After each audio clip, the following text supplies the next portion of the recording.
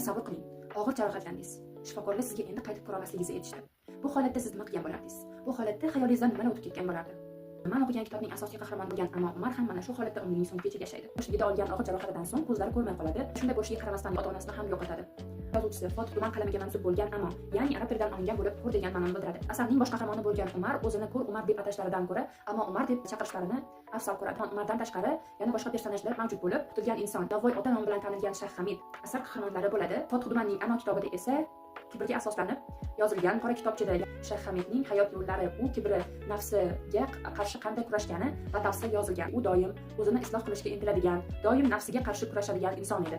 Uning barchasi kitobning oxirida nima bo'lishini agar o'qib ko'rsangiz siz ham bilib olasiz. Ya'ni juda ham kulminatsion nuqta hisoblanadi. Siz kitobni o'qib ko'rishingizni tavsiya qilaman.